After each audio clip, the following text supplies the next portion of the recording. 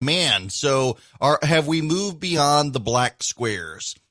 I saw yesterday, you probably saw this phenomenon if you went to various music outlets or websites or even Instagram, people posting black squares to essentially highlight racial injustice in this country. A whole lot of people posting black everywhere. It picked up steam as the day went on. If you tried to get into Apple Music, for example, I think Spotify was the same way. You got a black screen saying they were essentially using the day to focus on what matters. It was a blackout Tuesday. Some people want to do a whiteout Wednesday or some such now. I kid you not. Trying to raise awareness. Here's the problem with this sort of stuff, and I don't mean to be cynical about it, because some people really do care about it. But I find that when stuff like this happens, a couple of things happen concurrently. First, one of the things that happens is a level of shaming sets in, that if you're not putting up the black square, there's a problem. In fact, I did see several people yesterday suggest that no one wanted to see your real pictures on Instagram, and people who saw advertisements were going after the advertisers. Other people were trying to be shamed because they put up a picture that was not a black square. Still, others will overreact and say, you know what, you're going to put up a black square, I'm going to put up a white square. I'm not going to put up any of this stuff. Screw you people for doing this sort of virtue signaling. You see that as well. And then you also see the worst aspect of it. And that is the people who put up the black square and then decide they have done something for humanity. You know, it's very much like, remember when the Boko Haram kidnapped all those girls in Africa, and the left thought if they just tweeted good thoughts and feelings, it would get the girls back, or some such. They virtue signaled with a video. We get this all the time. Hollywood has released a letter. Yet again, Hollywood celebrities have released a letter calling on full defunding of police and military. They claim that healthcare costs, healthcare spending by the government has gone down, and police and military spending has gone up every year. A black square on social media isn't going to do anything. You have done exactly zero to help the thing that inspires you, the thing that you want to be inspired by, the thing that you want to help, the thing that you want to improve, the thing you want to engage in. Putting up a black square on social media does absolutely nothing. It may make you feel good, but it does nothing to bring George Floyd back to life. It does nothing to keep a George Floyd situation from happening, and it does nothing. Absolutely nothing. Your black square does nothing but make you feel like you played a part in something without you actually having to play a part in something. You can pat yourself on the back. If you can reach your arm around, give yourself a good pat on the back that you made yourself feel good. Good for you. Here's the thing. If you're going to post the black square,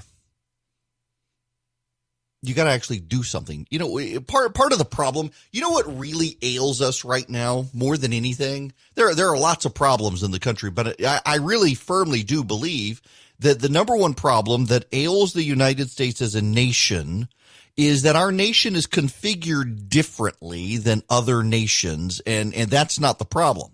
The problem is we wish to respond in ways that like other nations would respond. You know, when you're talking about, for example, I don't know, the United Kingdom of Great Britain and Northern Ireland, you were talking about a nation with a population half the size of ours or less, that is overwhelmingly demographically homogenous, that has a queen. You talk about talk about the Dutch. The Dutch, a small country of a people who are mostly, with the exception of the descendants of their former colonies, mostly a people who all look alike, have the same language, have the same values.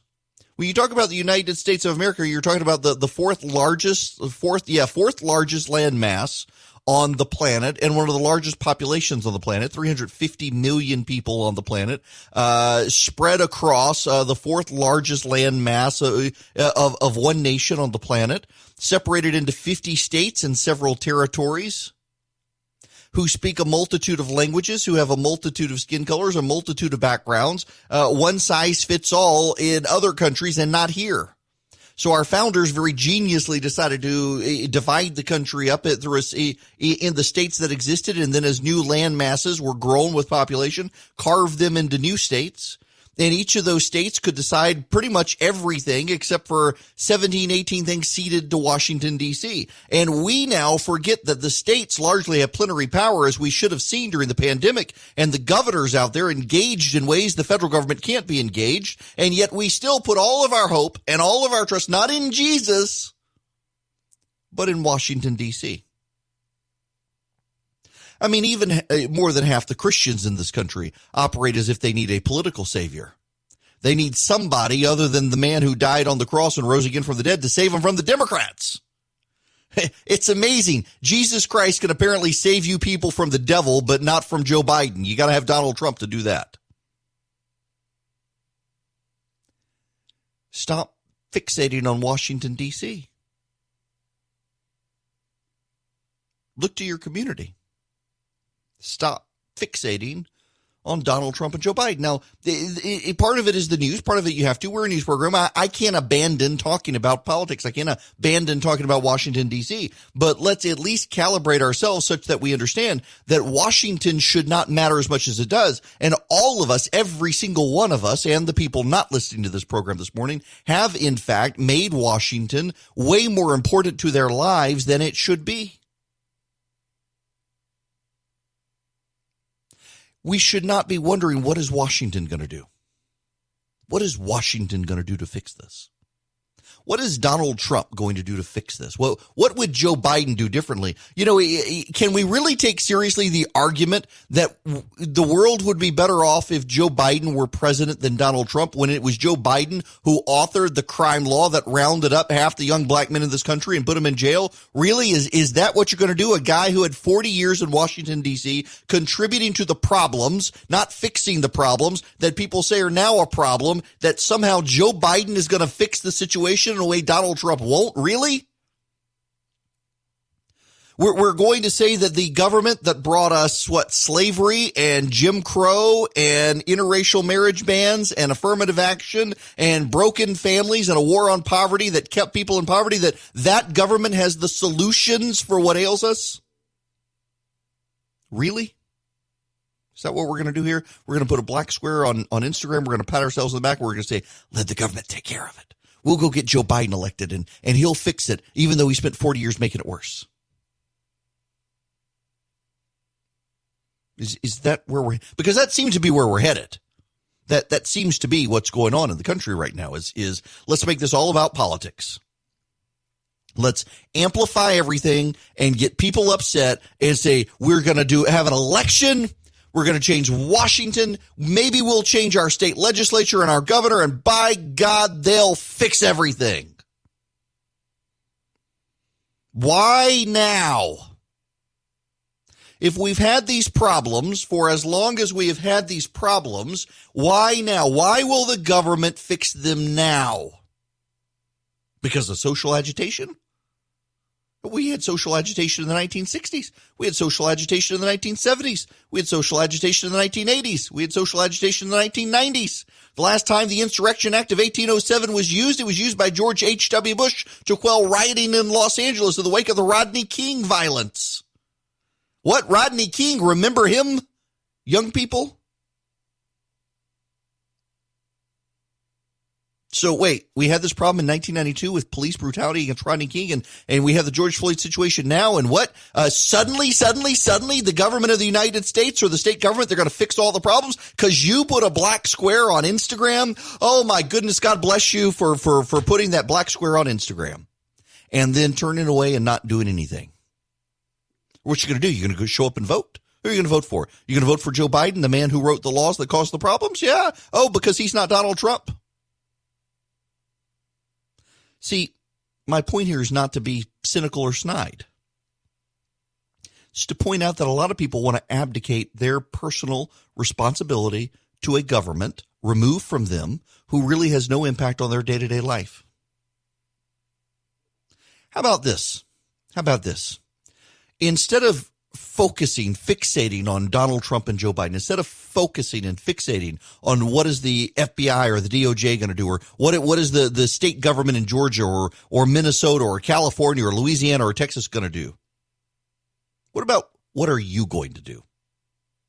What are you going to do? No, not. I'm going to go vote. Okay, go vote. Go vote for Donald Trump or go vote for Joe Biden, a man who was there for 40 years and the problem got worse. Go do that. But what else are you going to do? Do you have money? Give money. Do you have time? Give time. Do you have sweat? Give sweat. Do you have prayer? Give prayer. What do you have that you're going to do? And see, not Washington. Washington's not going to fix this. Washington does not fix these things. You had Rodney King. Washington did not fix it. You had Michael Brown. Washington did not fix it. You had Orlando. What's his name? Castile in where was Wisconsin, or was that Minnesota as well? He got killed. The Washington didn't fix that. You had the first black president of the United States. He didn't fix it. You've got Donald Trump. He's not going to fix it. Joe Biden's not going to fix it. What are you going to do to fix it?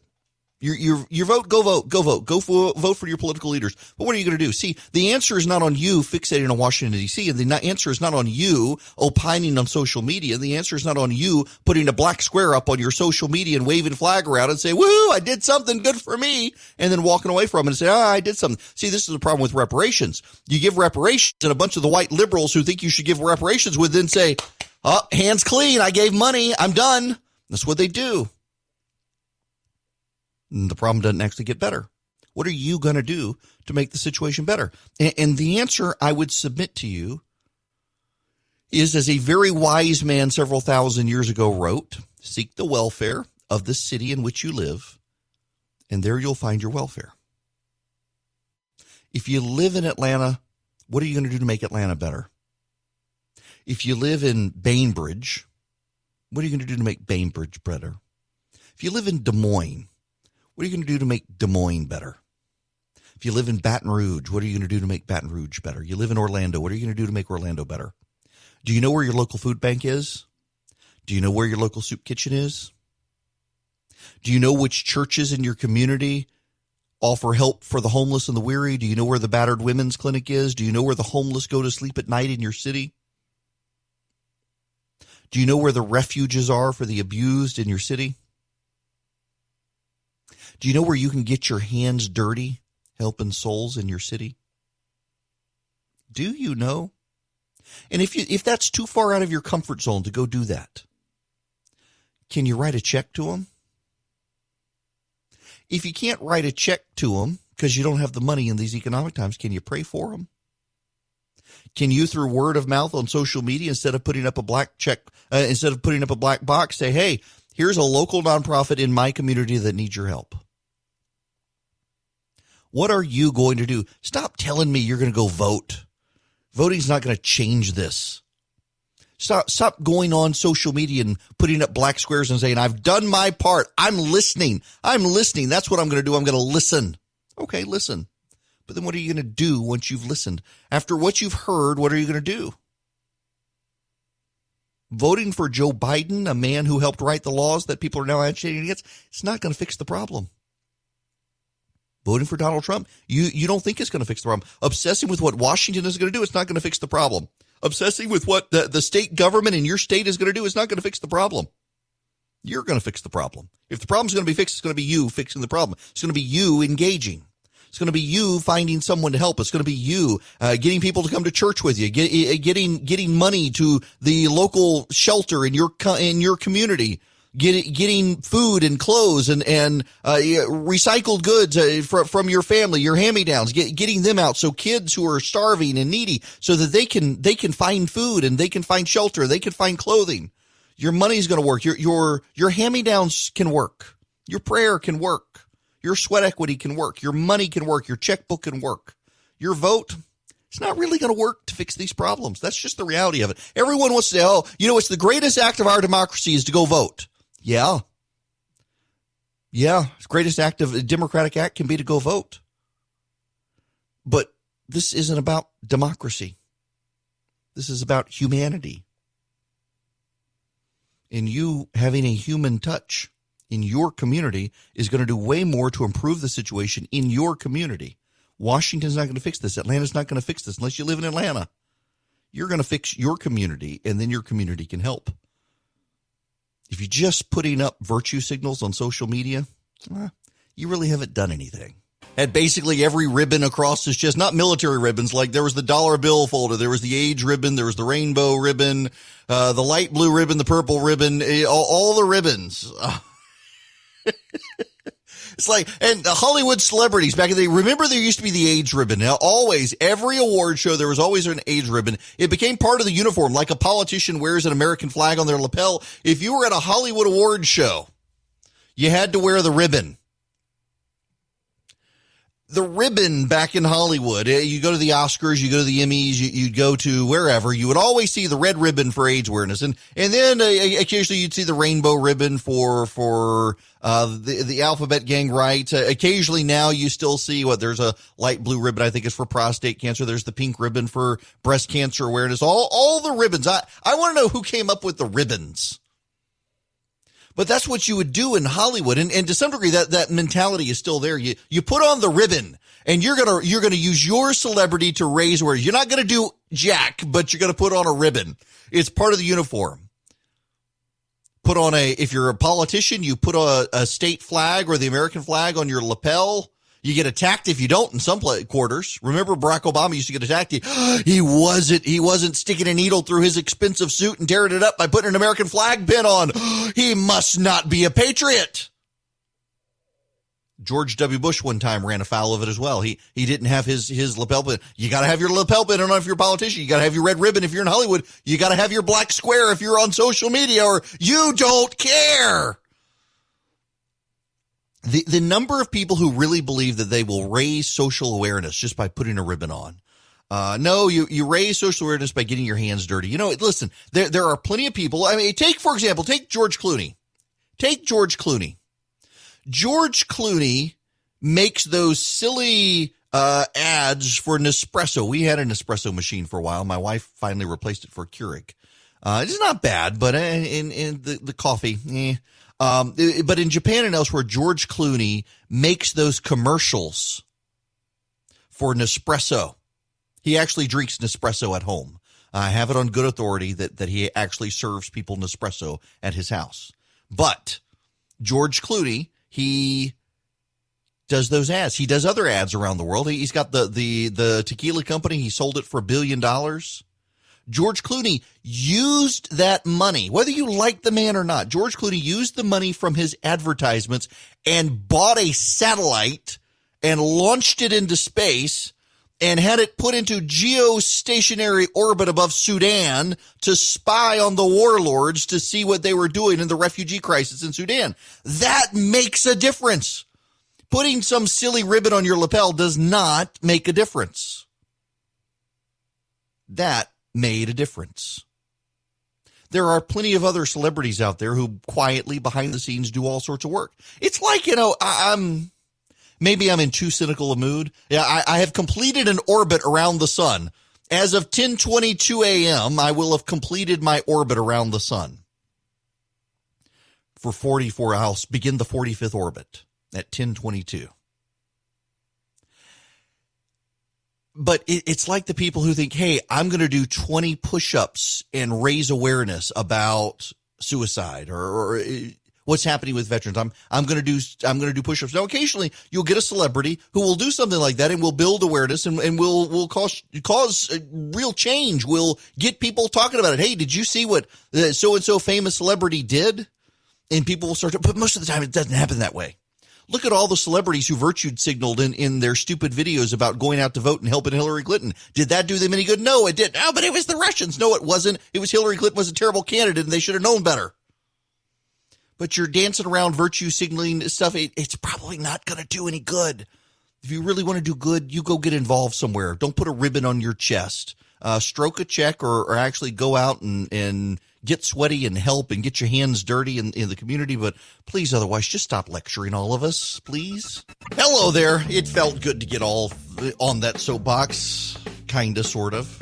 Needed to be said. Let's move on, shall we? Because I have an important question. And some of you may, so the phone number here, if you want to call in, is 877-973-7425. Some of you may have an answer to this. I don't know. I've tried to find it. I can't find references to it. Whatever happened to the kids in cages? Anybody got an idea? Whatever happened to the kids in cages? Remember, we were told that the United States was running concentration camps at the southern border. Last I checked, the kids are still there. Last I checked, there are still children in these federal concentration camps, as the left would call them. They're detention holding facilities, making sure the kids were not being smuggled across by kidnappers or anything like that for human trafficking purposes and the like. They're still there. There are still children there. Why aren't we hearing about the kids in cages anymore? Was it all political? I bet it was. Shocking. Was it not? It's shocking. I mean, they would actually politicize kids in cages and not actually. You mean Alexandria Ocasio-Cortez and the like? They would turn kids in cages into a political opportunity in 2018 and then win the election and forget all about those kids? You're kidding me. I bet in 3 months they won't be caring too much about the Black Lives Matters anymore. Either they'll move on to some other outrage because the nation will have gotten tired of talking about it, won't they? I mean, that's just the reality. The Democrats, they found this opportunity, they'll weaponize it, and then they'll move on when the polling shifts. When there's been too much damage, too much looting, they'll move on to something else. They've moved on from the kids in cages. So they've moved on from the kids in cages. What else have they moved on from? Lockdown. So this is very bizarre. So Bill de Blasio said that he had the right and the duty to allow people to protest because of 400 years of his systematic racism in this country. But Jews can't go to prayer because I guess they haven't been persecuted at any time. It's bizarre.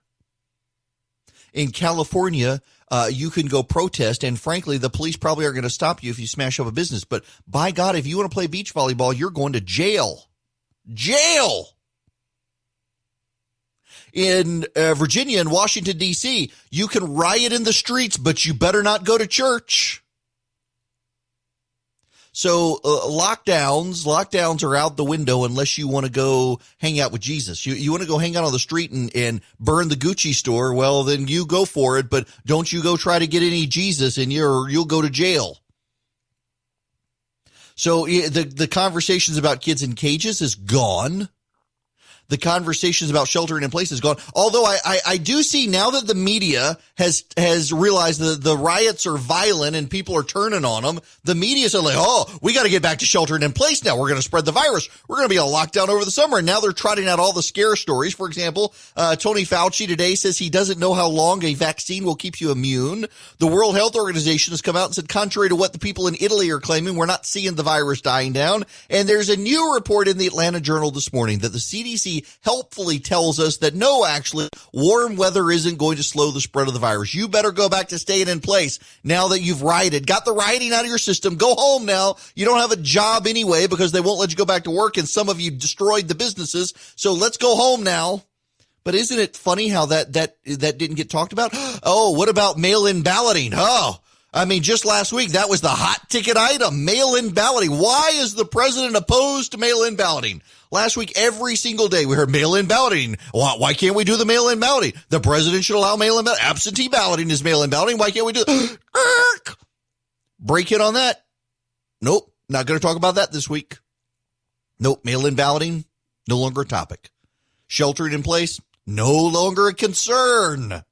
Children in cages in American concentration camps? Who knew? No one's talking about that.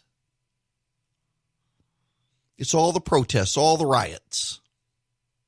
And it's peaceful, when you're destroying property, it's not bad. The idiot who got the Pulitzer for the New York Times 1619 Project, Nicole Hannah-Jones, who says the most ridiculous counterfactual things that have no historic basis. Like, for example, she said the other day that the right to keep and bear arms of the Second Amendment was a product of racism and arming Southern slave owners against their slaves. It's actually historically, that is factually not true. Factually not true. She just makes this stuff up and they'll say, oh, she's speaking truth to power. No, she's full of garbage. The right to keep and bear arms appears in the English Bill of Rights of 1689 following the Glorious Revolution of 1688, where our founders were the grandchildren of the men who fought the Glorious Revolution and believed they were Englishmen entitled to the English Bill of Rights. And as a result, they decided that they had the right to keep and bear arms against the government. And so they copied the English Bill of Rights and put it into the American Bill of Rights because, again, they were the grandchildren of the men who had fought the Glorious Revolution, and they didn't consider themselves Americans. They considered themselves Englishmen, and that was the whole purpose of the American Revolution, not to get something new, but to get something very old, their Magna Carta and English Bill of Rights restored to them. If you read the writings not of the founding fathers, but of the men who fought the war and the women who sewed the flags and the uniforms and polished the weaponry, you would find out all of them actually thought they were Englishmen trying to get their rights. And among those rights were the rights to keep and bear arms against the monarchy. All you have to do is crack open a basic history book, but apparently she's decided to write a new history book that doesn't have any history in it. If you start telling lies about stuff, soon the lies become truth, and you see the New York Times is doing that. Well, Nicole Hannah-Jones has gone on and said that, and she's really outraged that people are using her words against her. Here's what she said. We need to be really careful with our language. Yes, it is disturbing to see property being destroyed. It is disturbing to see people taking property from stores. But these are things. And violence is when an agent of the state kneels on a man's neck until all of the life is leached out of his body. Destroying property which can be replaced is not violence. And to put those things, to use the exact same language to describe those two things, I think really it's not moral to do that. So yes, I think any reasonable person would say we shouldn't be destroying other people's property. But these are not reasonable times. These are people who have protested against police violence again and again and again, year after year after year. And still we can have videos of law enforcement with witnesses nonchalantly taking the life of a man for the alleged crime of passing a fake $20 bill. So when we have people who say that people should respect the law, they're not respecting the law because the law is not respecting them. You can't say that regular citizens should play by all of the rules when agents of the state clearly are not.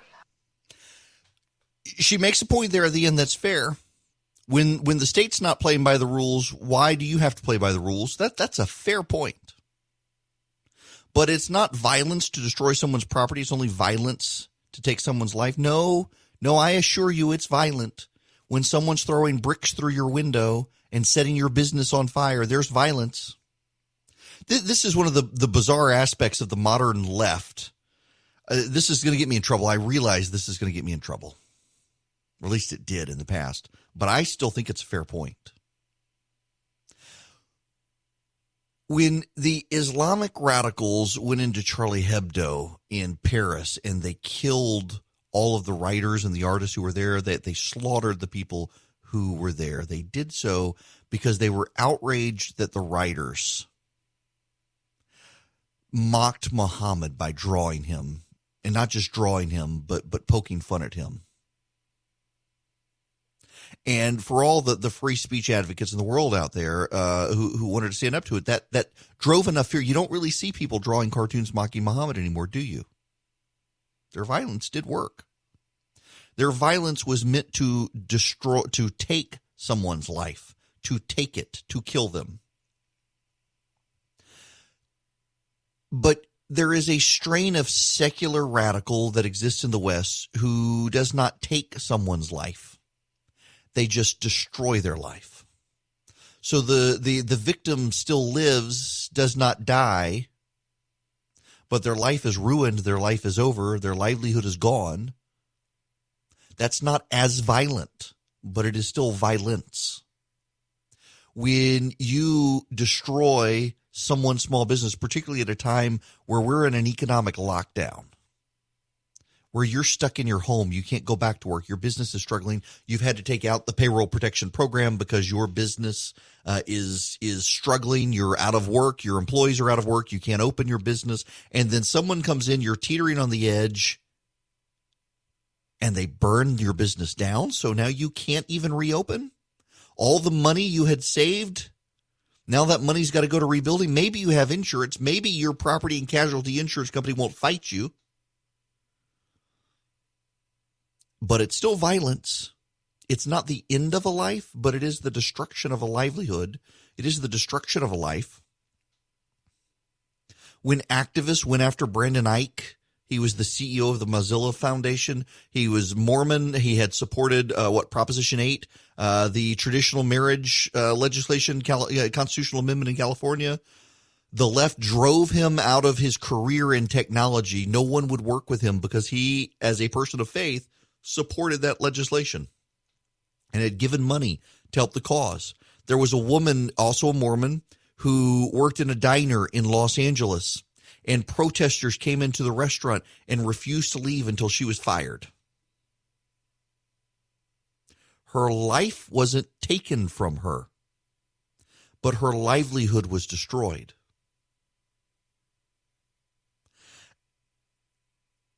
There is violence in that too. There is violence in taking the person's property and destroying it. There was a video that circulated last night. I do have to admit I laughed. It was a bunch of white bros who were, it looks like they were playing beer pong. They had solo cups spread out across a ping pong table. And they were as the marchers were walking by in Washington, D.C., they were holding up thumbs up and knocking on the windows and cheering on the protesters. And the protesters started throwing bricks in the windows, smashed the window. And the boys started cussing and yelling, so we're on your side. We're on your side. And another brick smashed through the window. And they were horrified and they were screaming. There was profanity. I found the same. I found it somewhat hilarious and ironic, funny in the irony that these guys believe that they were marching or cheering on the side of those who were actually marching to the streets, and they got the bricks thrown through their window. Was that not violence? It wasn't a death, but can we distinguish between death and destruction of property? They're both violent. There's both a level of violence, but to say that the one is violence and the other isn't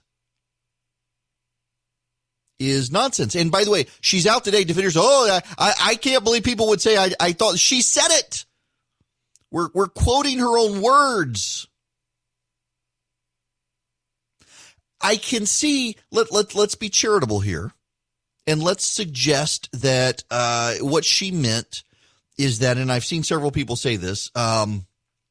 There are people who say things like, the taking of George Floyd's life was tragic and wrong, but we have to stop the destruction of people's property.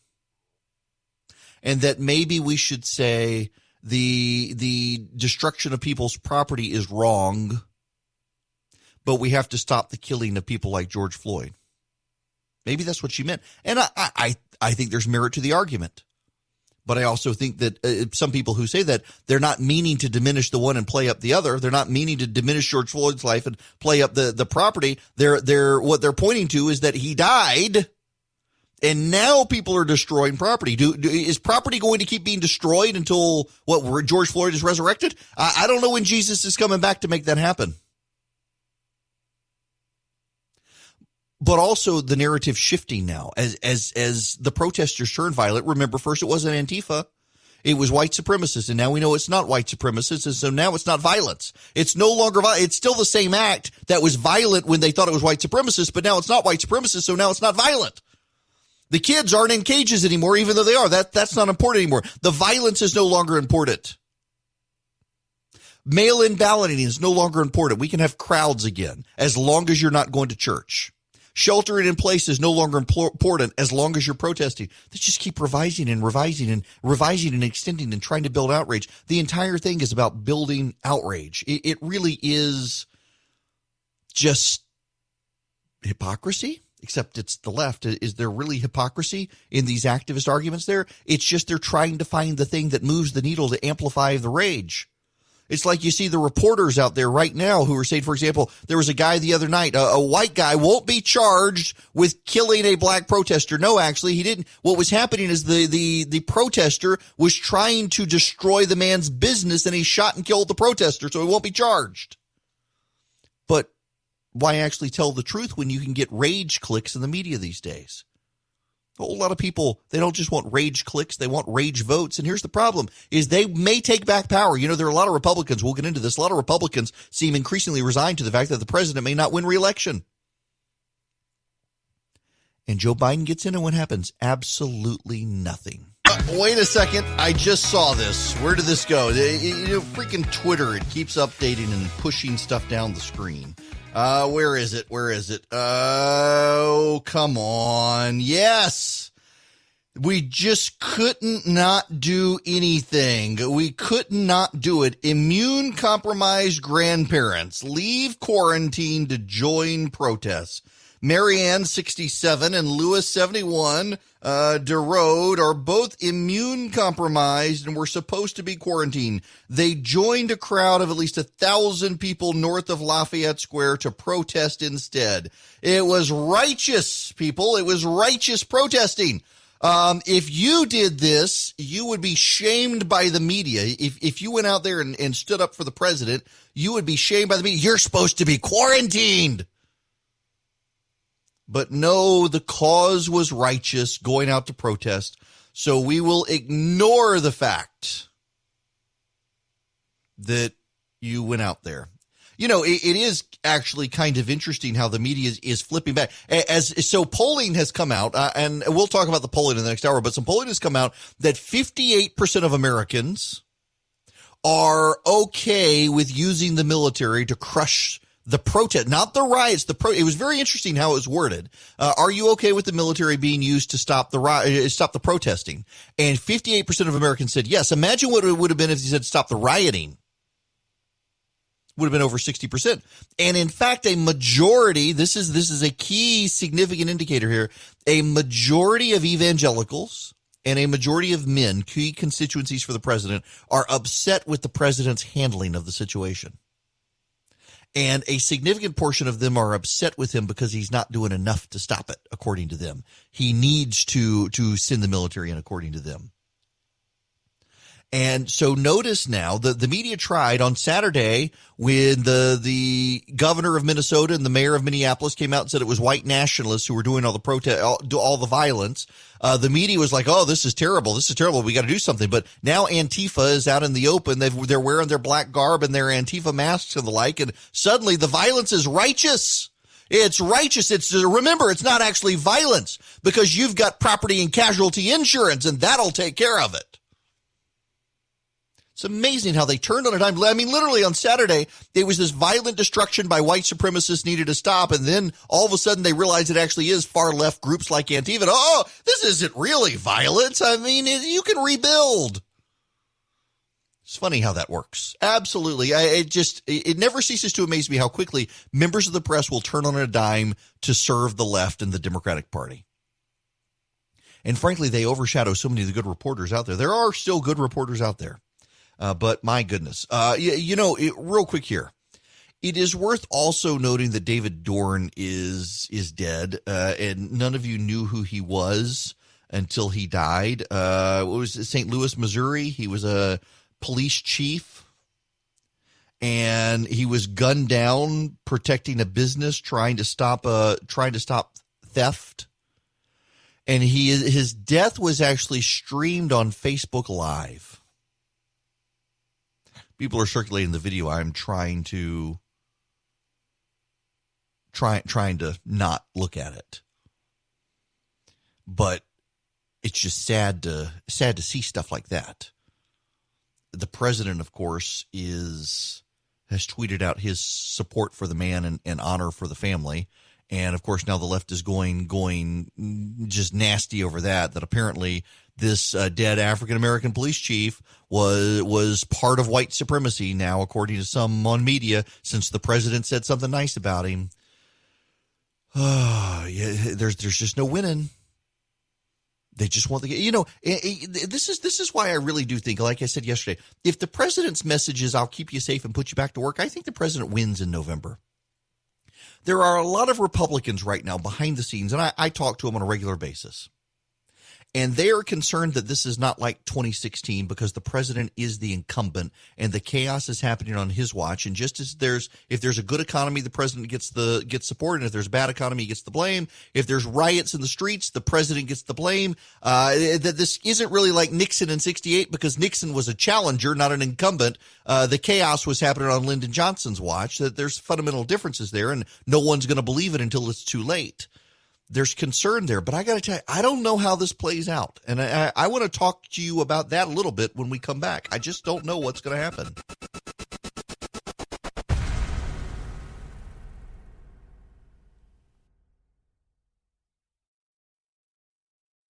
Yeah, a friend of mine called me this morning and wished me, is 45 now middle age, I guess? Shut up, Philip. All right.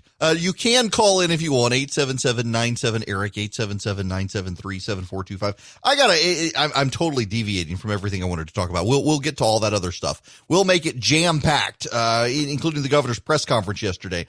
I've got to, I gotta read you this though. This, if you want to discredit discussions about latent racism in the country, if you want to undermine all of the work towards racial reconciliation, I would submit to you, you could do no better than this. This is just bizarre. This is from White Supremacy Culture, from Dismantling Racism, a workbook for social change groups. This was published in 2001. And I see it circulating again today, and it's being circulated not ironically. It's being circulated as legitimate. And we should walk through this. This is a list of characteristics of white supremacy culture which shows up in our organizations. Culture is powerful precisely because it is so present and at the same time so very difficult to name or identify. The characteristics listed below are damaging because they are used as norms and standards without being proactively named or chosen by the group. They are damaging because they promote white supremacy thinking. They are damaging both to people of color and to white people. Organizations that are people of color, led or a majority people of color, can also demonstrate many damaging characteristics of white supremacy culture. Let me read that sentence to you again. One, because I botched it, and two, because you need to appreciate it. Organizations that are people of color led, or a majority people of color, can also demonstrate many damaging characteristics of white supremacy culture. So you got that? You can be a black person or Hispanic person. They can run an organization, or that organization can be majority minority and still demonstrate damaging characteristics of white supremacy culture. What are the characteristics of white supremacy culture? Number one. This 1, 2, 3, 4, 5, 6, 7, 8, 9, 10, 11, 12, 13. 13 of them here. 13 of them. Now, they include this note at the bottom. These are academic grievance mongers. And they include this helpful note. One of the purposes of listing characteristics of white supremacy culture is to point out how organizations which unconsciously use these characteristics as their norms and standards make it difficult, if not impossible, to open the door to other cultural norms and standards. As a result, many of our organizations, while saying we want to be multicultural, really only allow other people and cultures to come in if they adapt or conform to already existing cultural norms. Being able to identify and name the cultural norms and standards you want is a first step in making room for a truly multicultural organization. Now, this is just take that phrase right there. Understand that. What these academics are doing is they're preparing a list that they say are 13 of the chief white supremacy characteristics of an organization. And that one of the hallmarks of a white supremacy organization is that when you, someone who is not white, comes into this and you are forced to conform to these values, you're being conformed to white supremacy. Many organizations, while saying we want to be multicultural, really only allow other people and cultures to come in if they adapt and conform to already existing cultural norms. By the way, that happens on every country on the planet.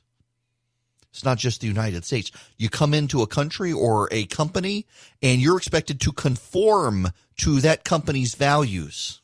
You know, when you go to Apple, you take a school on Apple's values. You conform to Apple's values. Values come up with by a white guy. Shh. So what are the values?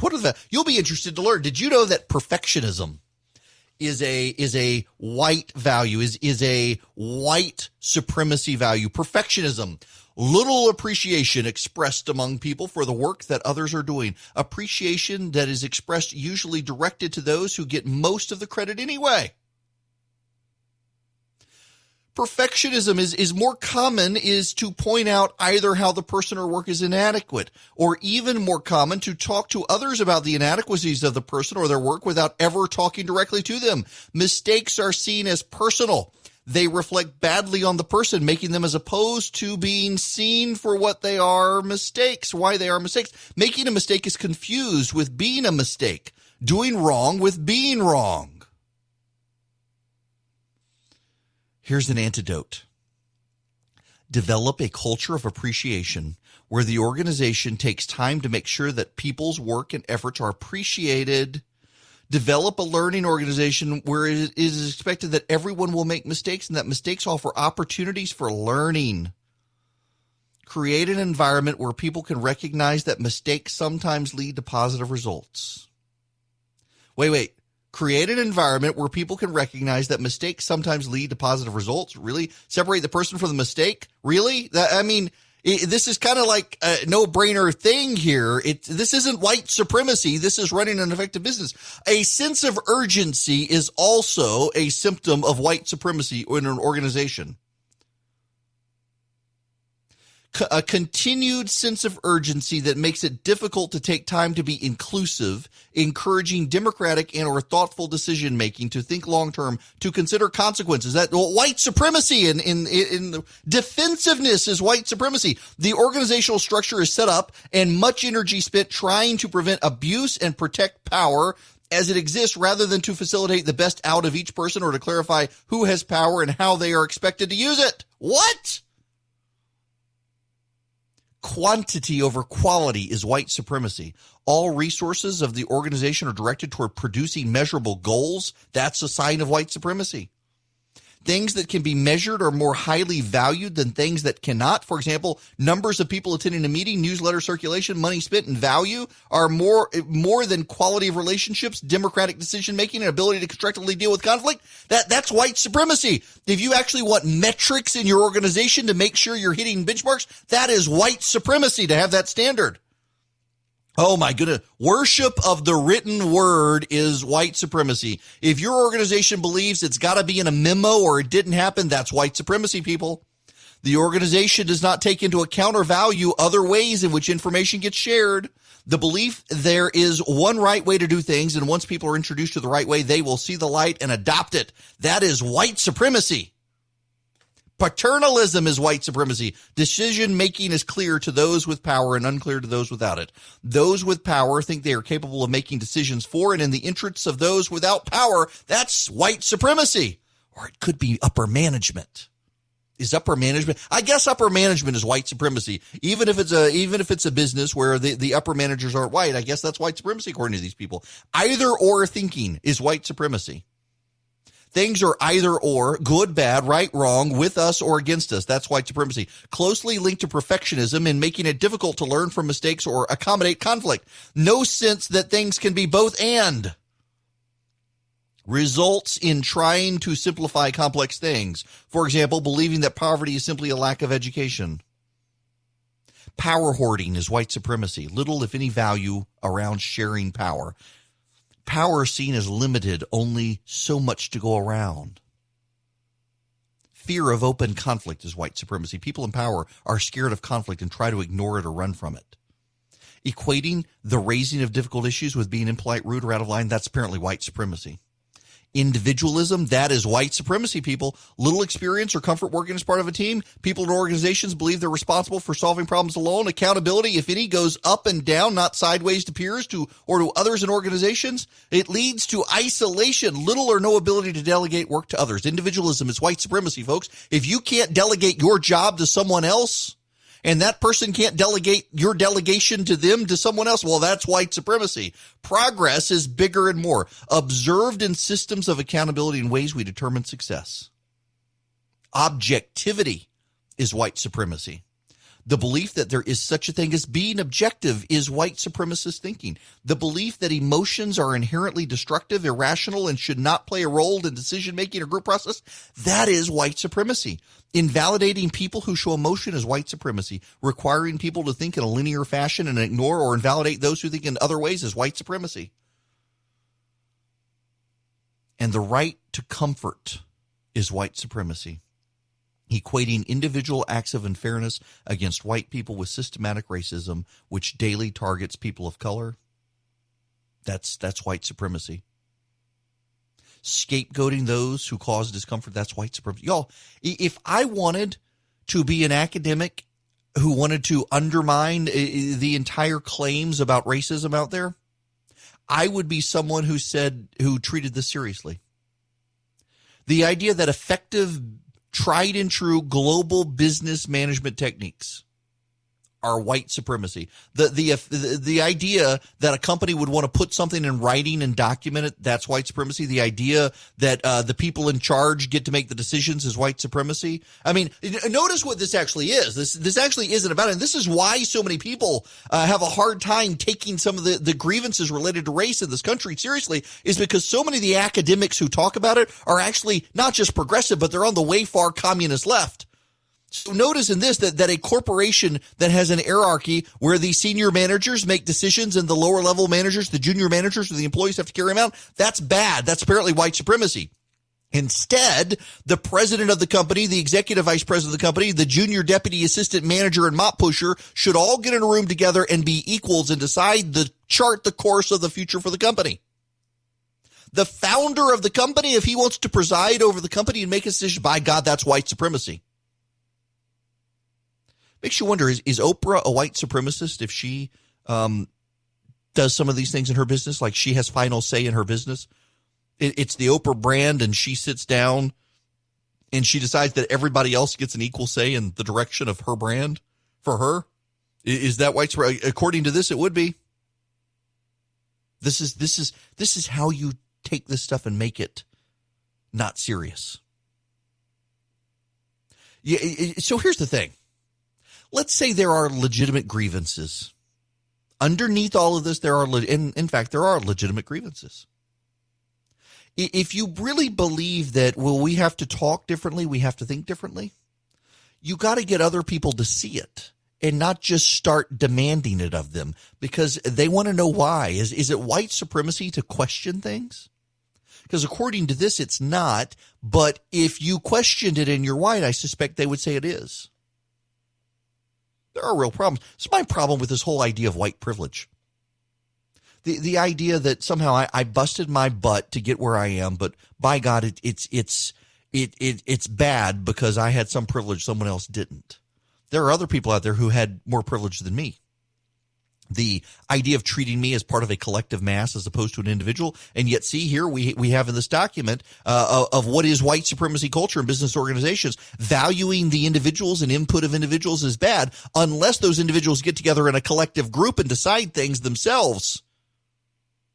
This isn't about this document and a lot of the thinking we're hearing out there about race and racism. It's not really about that. It's about upending the spirit and culture of individualism in America. And I'm telling you that there is a problem in this country. You don't have to be involved in a city or involved in a group of agitators or you don't have to go work in certain parts of the country to see it. You should just be able to know it. We should need a videotape to show us that there is something going on in this country that probably isn't good. Well, it's not even probably, it's not good.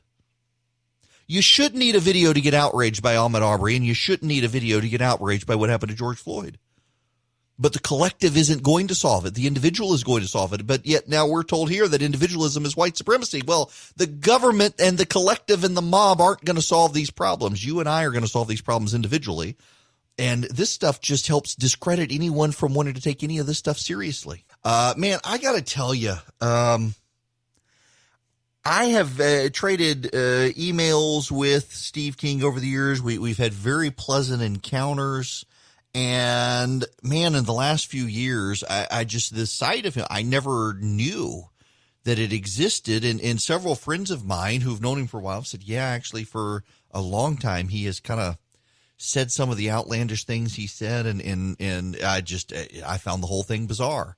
But he is beaten in Iowa. I'll tell you the thing that's not getting coverage, though. That is getting coverage in the national press, that Steve King went down to defeat. What is not getting national press is, did you see what happened in Pennsylvania? They had their presidential primary last night.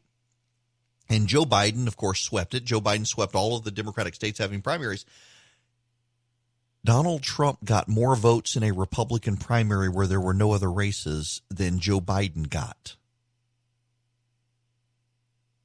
Donald Trump got 600 some odd thousand votes in the Republican primary, and Joe Biden only got 400,000 votes in the Democratic primary. I don't know how much we can read into that, but I think we can read some into that. I want to spend a little more time on this when we come back, but I don't know what's going to happen here. Normally I have a sense of stuff. Though in 2016, I really did think Trump was going to lose. And a lot of people did.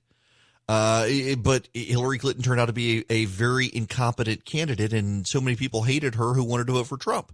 There is a growing sense among some Republicans, even Republicans who thought Donald Trump would win in 2016. There's a growing sense among a number of them that he seems almost resigned to defeat now. You know that QAnon group? It's the conspiracy theorist people. They're starting to lose a lot of people because they built up these conspiracies that people bought into. There's going to be mass arrests and the government was going to round people up. And I know, so I follow a couple of these groups. I created dummy accounts to kind of follow them just to keep up with them because I kept hearing people talk about Q and Q this and Q that. And what do you think of Q? And I had no idea. It's a conspiracy theory. It's got to be nuts, right? Except I know some reasonable people who follow it and treat it seriously, or at least they did. Some of them starting to give up on it. Some of them still really, really do. In fact, one friend of mine, I guess he was a friend. He's gotten very angry with me for not buying into this whole Q nonsense. But I noticed several of the accounts yesterday started talking about what a mission accomplished, Mr. President, job well done. Your whole purpose was to stop the advance of 5 political families in America. And apparently it was the Bushes, the Obamas, the Clintons, and I don't know who the other 2 were, but not Joe Biden. Rich families, I guess. I don't know. But the president, his job was to stop them, and he has stopped them. Mission accomplished. Thank you, Mr. President. That was a message. And it sounds almost like some of these people are concluding that the president may lose in November now. There are Republican strategists who are convinced that if the president doesn't do something very soon, that he will. And all of them say the same thing, that relax, we got time. And they're right, by the way. They are right. There is time. There's plenty of time.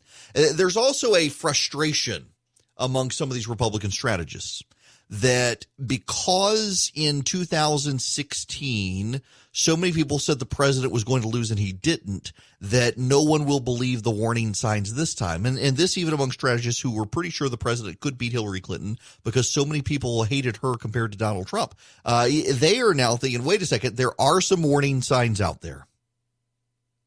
And those warning signs have everything to do, ironically, with the polling on who do you hate the most. And who are you going to vote for? And Donald Trump won that handily in 2016. When people hated both of the candidates equally, who are they going to vote for? They were going to vote for Trump. Or when people hated both candidates, but they hated Hillary Clinton more, they were going to vote for Trump. And now it's for Biden against Trump because Trump is the great known. And that's part of the problem here. When you're an incumbent president, I think the American people would give you the lockdown is not your fault. There was a Chinese virus, spreads around the world, causes all of this stuff. But then the rioting and the president doesn't seem to, he seems to make the situation worse. And that seems to be the read. A lot of people feel like he's made the situation worse.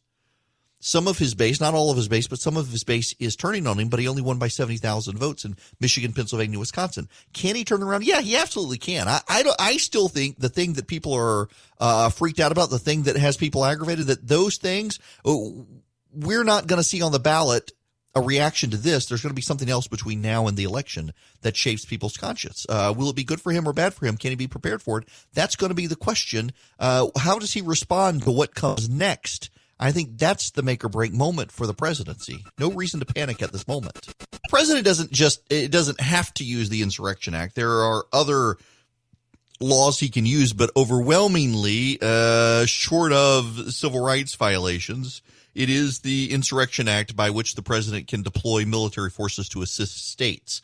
The president can also deploy military forces under various civil rights laws if those states are violating the constitutional guarantee for a republic, although it's a little harder to do in those cases. Now, maybe we'll get into that.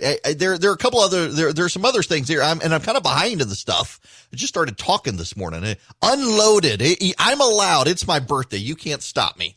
The phone number is 877-97-ERIC, 877-973-7425. If you want to chime in, I do want to spend just a moment before I get into the other stuff on this story. The last person to receive Civil War era pension dies. Irene Triplett collected $73.13 from the Department of Veterans Affairs, benefit for her father's military service in the Civil War. She was the last person alive receiving a pension for the Civil War. She died at 90. Her father, Moses Triplett, started fighting in the war for the Confederacy, but defected to the North in 1863. The decision earned his daughter Irene, the product of a late-in-life marriage to a woman 50 years his junior, a pension of $73.13 a month from the Department of Veterans Affairs. Miss Triplett, who suffered from mental disabilities, qualified for federal financial support as a helpless adult child of a veteran. She died Sunday from complications following surgery for injuries from a fall, according to the Wilkesboro, North Carolina nursing home where she lived. The Triplett family was the subject of a page one article in the Wall Street Journal in 2014. Private Triplett enlisted in the 53rd North Carolina Infantry Regiment in 1862. He then transferred to the 26th North Carolina Infantry Regime early the following year, according to Confederate records. He fell ill as his regiment marched north towards Gettysburg. He remained behind in a Virginia military hospital. He ran away from the hospital records show while his unit suffered devastating losses at Gettysburg. Of the 800 men in the 26th North Carolina, 734 were killed, wounded, or captured in the battle Private Triplett missed. Now a deserter, he made his way to Tennessee, and in 1864 he enlisted in a Union regiment, the 3rd North Carolina Mounted Division, known as Kirk's Raiders. The 3rd North Carolina carried out a campaign of sabotage against Confederate targets in eastern Tennessee and western North Carolina. The unit was named after Tennessee-born Commander Colonel George Washington Kirk. After the war, former Kirk Raiders were despised in areas of the former Confederacy. Private Triplett, by then a civilian with a reputation for orneriness, kept pet rattlesnakes at his home near Elk Creek, North Carolina. He often sat on his front porch with a pistol on his lap. A lot of people were afraid of him, his grandson, Charlie Triplett, told the Journal. Private Triplett married Alida Hall in 1924. She was 34 when Irene was born in 1930, and he was 83. Such an age difference wasn't rare, especially later during the Great Depression, when Civil War veterans found themselves with both a pension and a growing need for care. Both mother and daughter suffered from mental disabilities. Irene Triplett recalled a tough childhood in the North Carolina mountains, beaten by teachers at school and parents at home. I didn't care for neither one of them, to tell you the truth about it, she told the Wall Street Journal in 2014. I wanted to get away from both of them. I wanted to get me a house and crawl in it all by myself. Private Triplett died in 1938 at age 92, days after attending a reunion of Civil War veterans attended by President Franklin Roosevelt on the fields of Gettysburg. Ms. Triplett and her mother lived for years in the Wilkes County poorhouse. Irene later moved through a number of care homes, her costs covered by Medicaid and her tiny VA pension. She saw little of her relatives, but a pair of Civil War buffs visited her and sent her money to spend on Dr. Pepper and chewing tobacco, a habit she picked up in first grade. She's part of history, said Dennis St. Andrew, one of Irene's supporters and a past commander of the North Carolina Sons of Union veterans of the Civil War. You're talking to someone whose father was in the Civil War, which is mind-bending. You know, that was the Wall Street Journal, Michael Phillips writing. And as an aside here, I've pointed this out before. You know, the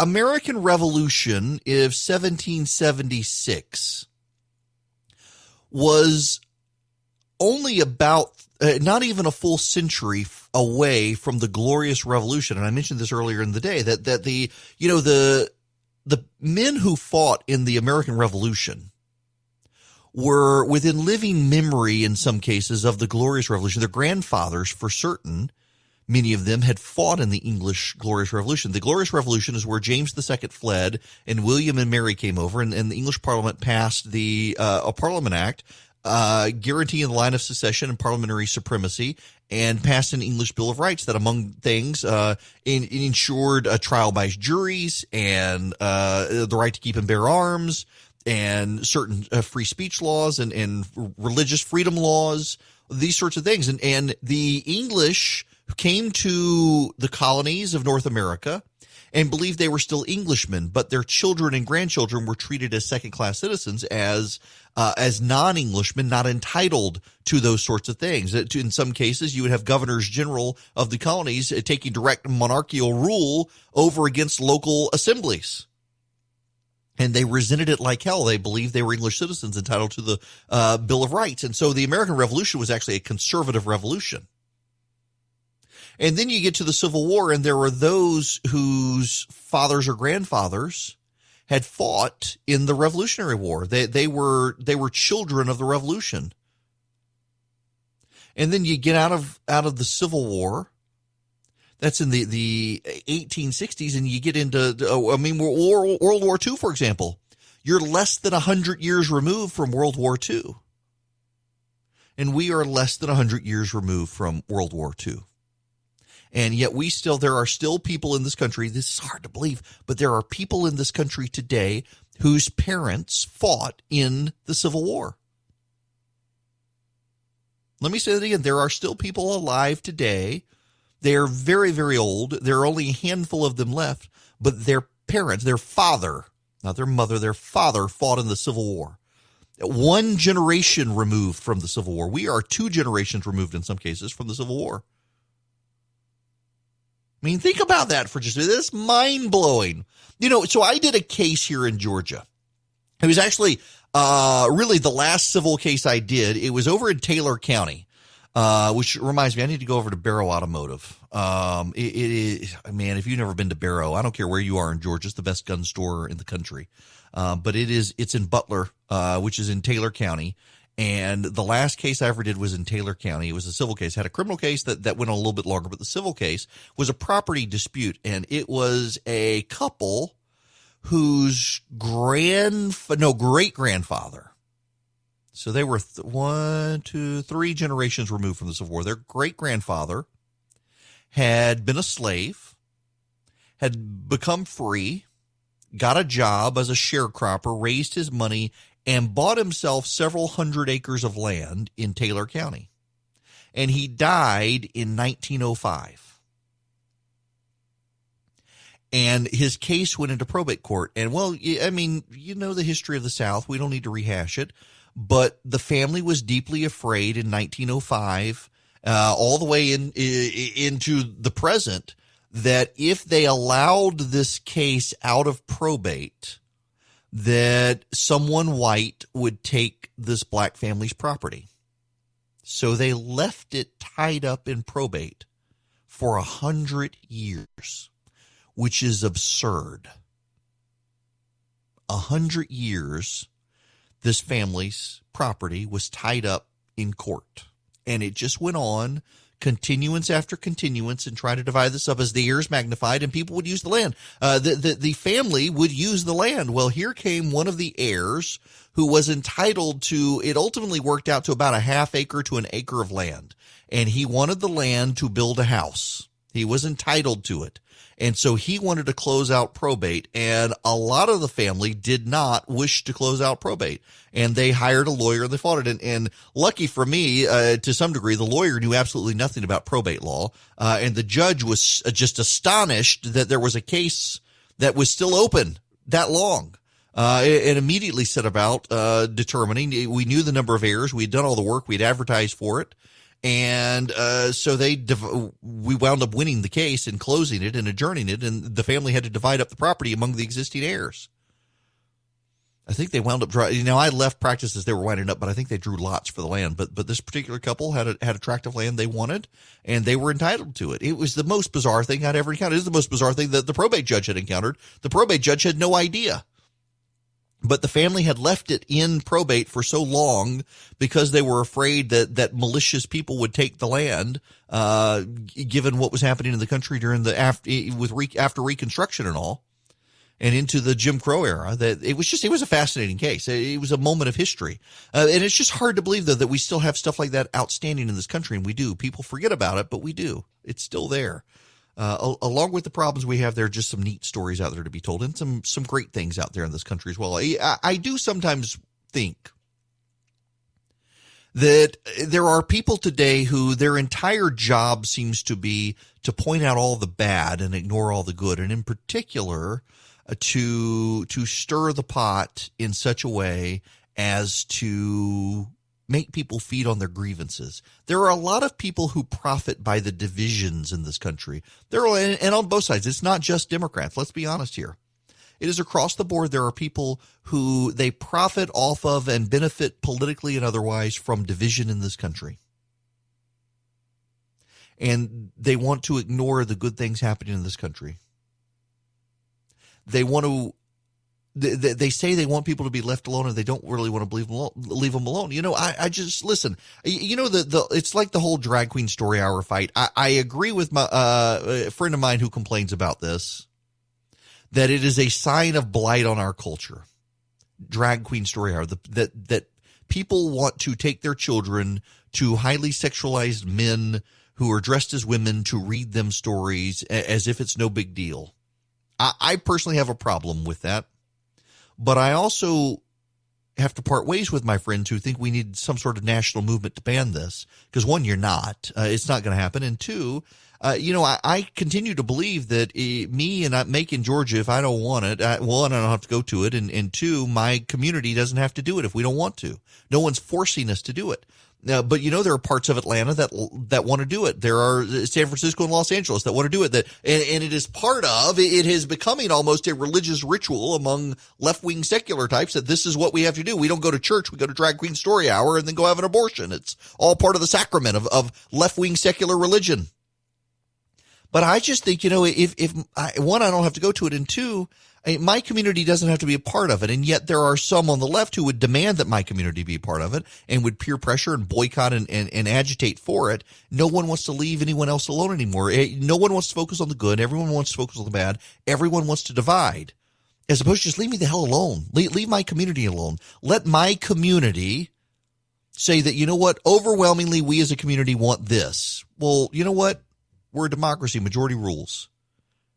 It's like, it always annoys me, like that there's the one kid in school who insists that, no, we can't have a prayer. It offends me at graduation. It's one kid out of 500 who wants to screw everybody else. You don't have to live in that community. At some point, we got to respect each other's abilities to say, you know what? Majority of people in this community want X, Y, and Z. That's what we're going to do. And the Supreme Court, by the way, I think fosters a lot of this division because the Supreme Court wants to be the most powerful branch of the government, even though it was put number 3. You know, it's not 3 equal branches. Article 1, Congress is first because the founders wanted Congress, the people, to be paramount to the chief executive and the chief executive to be paramount to the judges. And yet we've subverted it on its head, and now Article 3 seems to be the most powerful. And as long as there are these cultural divisions and people can't just leave well enough alone and have a community of common interest because the Supreme Court says, no, this one person in your community of 1 million people, this one person wants something, you got to give it to them. That just continues to keep us divided and keeps the judges powerful and keeps the agitators powerful, and the rest of us kind of burns everybody out. I'm texting back and forth with a pastor right now who he put up a tweet last night. I found it funny and I retweeted it. I fell out laughing. My wife saw it and fell out laughing, as did my kid when I showed it to him. And poor guy he's been lit on fire as a result of me retweeting him, and I feel so bad, but he finds it funny. He's taking a good humor. So a Catholic minister, a Catholic priest, who's a CNN religion commentator, he tweeted out a picture of the president holding up a Bible in front of St. John's Church in Washington. And he asks, has the Bible ever been used in a more disingenuous and exploitive way? So Corey Olivier, the Baptist pastor in New Orleans, replies, yes, which is why the Protestant Reformation happened. Oh, it didn't go over it. I found it funny. A lot of people did not. So now, oh my goodness gracious. Okay. All right. Let's go to the phones, shall we? 877-97-ERIC, 877-973-7425. Cliff calling from Atlanta. You're going to be up first. Welcome. All right. Thanks. Sure. What's going on? Are we ready? Oh yeah. Yep. You're on. Okay. For me, I just wanted to get Eric's comment on this. I'm on the board of directors of an organization with a lot of people, and we have directors come and go, so we've got a good sampling of the community there. And to me, it is infuriating how people are ready to rush to judgment after just a few phrases, a sentence. They don't need corroborating evidence. They don't need a second opinion. They don't need to verify the facts. They are ready to jump to a vote. To me, I think this is indicative of what we are seeing in our communities right now, the dumbing down of America. People hear a clip from a media report or see a part of a video, and they are ready to rush to judgment immediately without getting corroborating evidence, second opinion, fact-checking, or anything.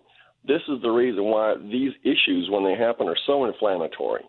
It's because someone will say something inflammatory and the public will just run with it.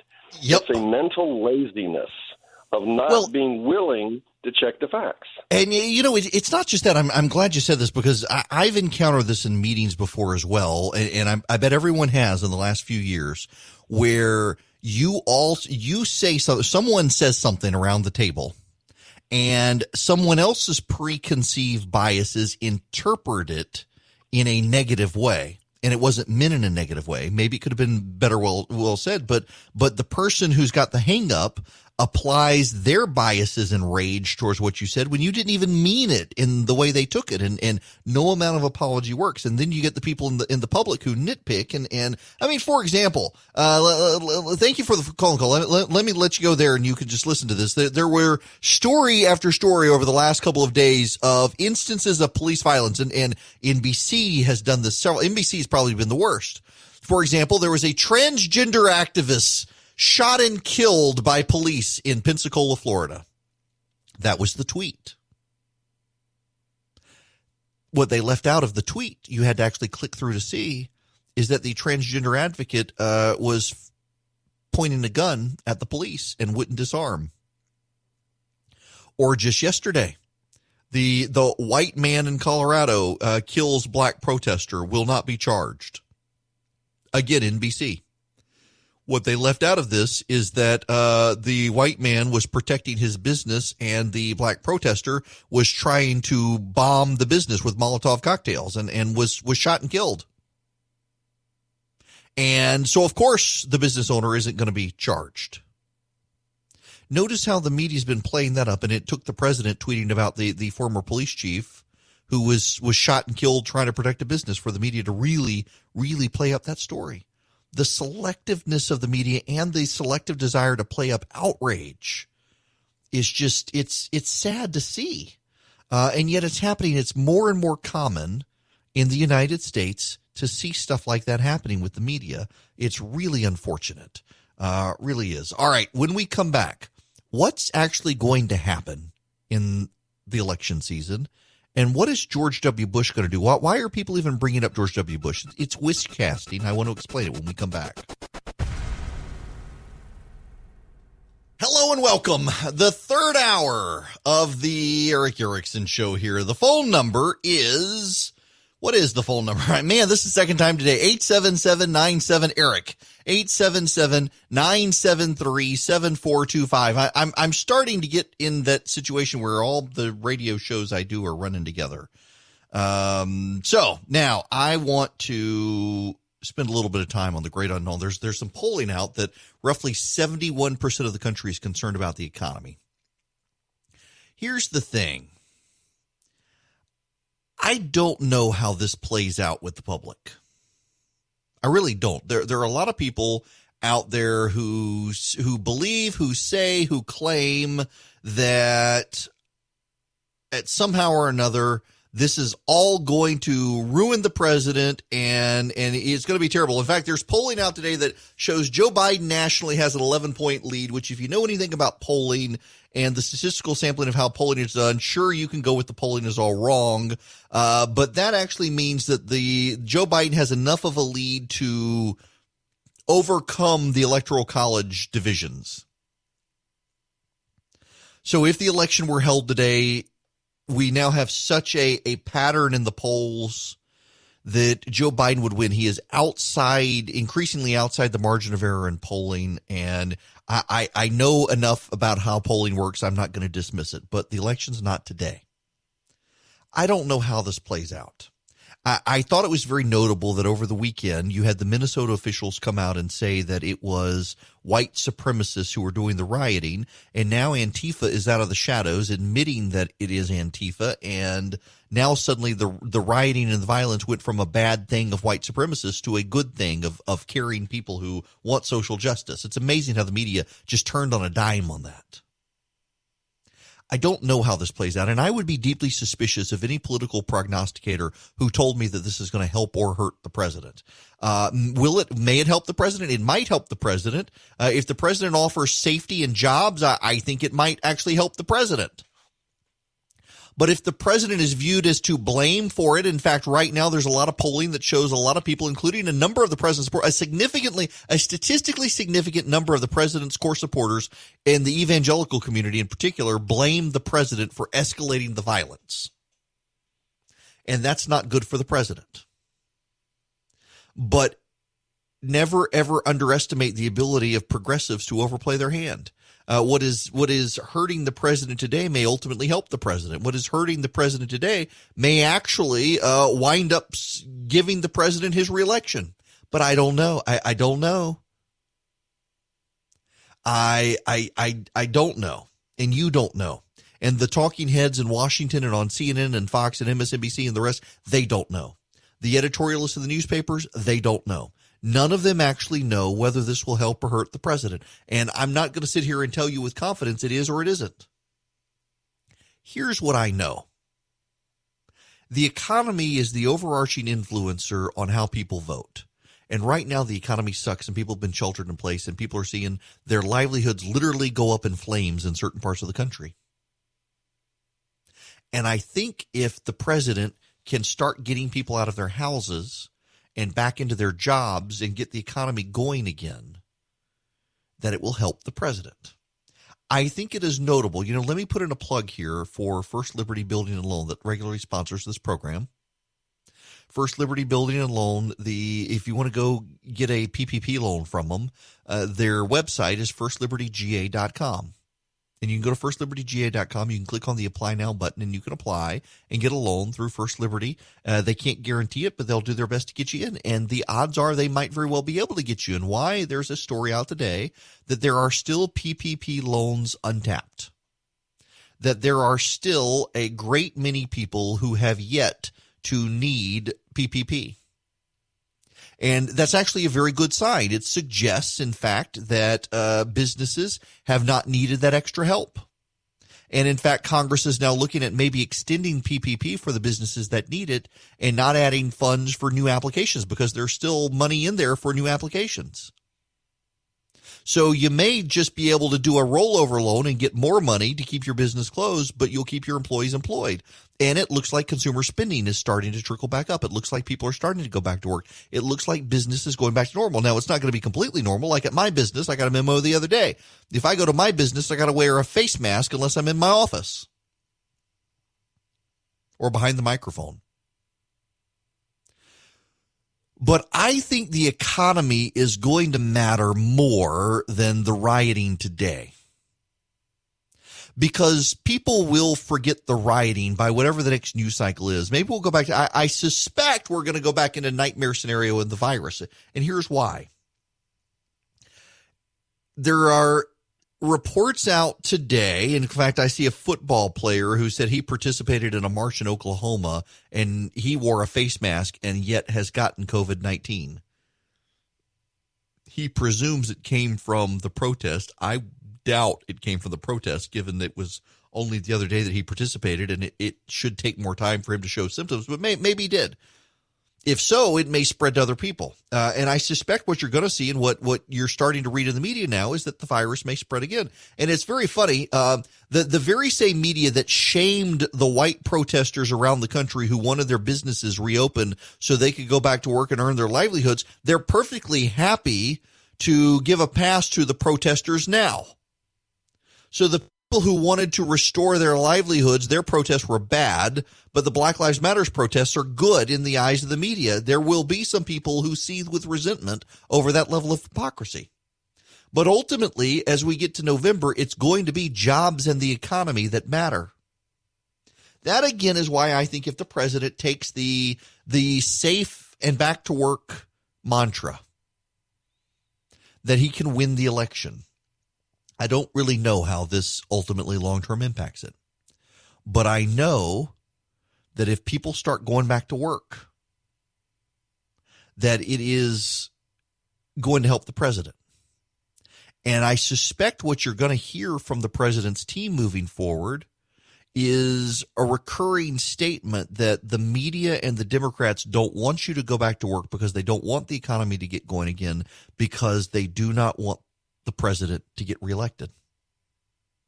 And if they keep saying it over and over and over, if they keep saying it, I think more people have the odds are people are going to believe it. And they're going to believe it for legitimate, good, right, true reasons, because it's happening. It really is happening. You see this. You see Democrats not wanting you to go back to work because they are scared of an economic rebound. And that, I think, is something that's going to matter. That, I think, is something that when people start looking and they see the president wants me to get back to work and to have my job, and the Republicans want to incentivize people going back to work by paying bonuses, no longer for the unemployed, but for the people going back to work, I think stuff like that changes the fundamental underlying dynamic. Again, 71% of Americans say the number one issue right now for them is the economy. A quarter of Americans are unemployed. Half of black Americans are unemployed right now. You want to know why people are rioting in the streets? They got nothing better to do. They're outraged. They're mad. They've been cooped up at home. They feel like their livelihood has been taken away from them. Their destiny is now in the hands of bureaucrats and health officials and epidemiologists. And now this happened with the police and George Floyd. I mean, we had a powder keg, and the George Floyd situation exploded it. This matters to people. But this matters to people with a foundation of economic unrest. So you fix the one, that actually, I think, has real term positive consequences for the presidency, for the president. I think it does. And never, ever, ever, ever underestimate the ability of the left to overplay their hands on this. The Democrats just because and you know, this is something, you know, it is very likely that let's say you're white. I don't care where you are in the nation. Let's say you're white. It is very likely that you could go much more easily than a black person. You could go all day and not encounter a black person, particularly if you are a liberal and you live in a coastal area, you live in a liberal metropolis. It is very likely that you as a white liberal could go all day and only encounter other white liberals. It is why conservatives tend to understand liberals better than liberals understand conservatives, because a conservative encounters liberals more on a daily basis. And arguably, in the same logic, a black person understands white people more than white people understand black people, because a black person is more likely to encounter a white person on a day-to-day basis than a white person is a black person. So you see things differently. But when you're in the media, you encounter other white liberals who went to journalism school at Columbia or wherever. And you think a lot the same way. And you all have the same heroes and you all affirm the same stuff, whether it's right or not. And so the media amplifies the left and the left amplifies the media. And in this feedback loop of self-congratulations and backpats, they overplay their hand way more than conservatives tend to overplay. And that's not to say conservatives don't overplay their hand. They do. Republicans can overplay their hands as well. But in stuff like this, I think the Democrats and the media tend to allow progressive activists to overplay their hands in a way that's actually detrimental to the Democrats and the left, because that's all they know. Everyone in their circle says, hey, it's great. I mean, just let me play you this clip and just think about this. Over the last several days, the president of the United States has attacked Bill de Blasio as an incompetent mayor of New York, and the media has defended Bill de Blasio to the hilt because of the president's attacks. Well, now Andrew Cuomo's come out and echoed the same attacks. The NYPD and the mayor did not do their job last night. I believe that. Second, you have 38,000 NYPD people. It is the largest police department in the United States of America. Use 38,000 people and protect property. Use the police, protect property and people. Look at the videos. It was a disgrace. I believe that. I believe the mayor underestimates the scope of the problem. I think he underestimates the duration of the problem. And I don't think they've used enough police to address the situation. That's what Donald Trump said about de Blasio, and the media blasted Donald Trump for saying it. But here comes Andrew Cuomo saying the same thing, and suddenly the media's like, oh, someone spoke truth. I mean, the media doesn't like Bill de Blasio, but they'll defend him if the president attacks him. It really is bizarre. I mean, if Donald Trump were to come out tomorrow, and, you know, people make this joke, the president himself has made this joke, but if Donald Trump came out tomorrow and walked on water, they would attack him for not being able to swim. If Donald Trump came out tomorrow and cured cancer, they would attack him for putting a bunch of doctors out of work. I got plenty of criticisms of the president, and frankly, I don't think he's handled himself very well over the last several days. But my goodness, the man does say true things, and the media treats it as false until someone else comes along and echoes it. It's genuinely, truly bizarre to see the media, when the president attacks Bill de Blasio's incompetence, say, no, de Blasio is great. He's wonderful. Did you hear what Andrew Cuomo said? He said Bill de Blasio is incompetent. He must be incompetent. Andrew Cuomo said so. And then you got the silly love fest on CNN with his brother. The whole thing is just bizarre.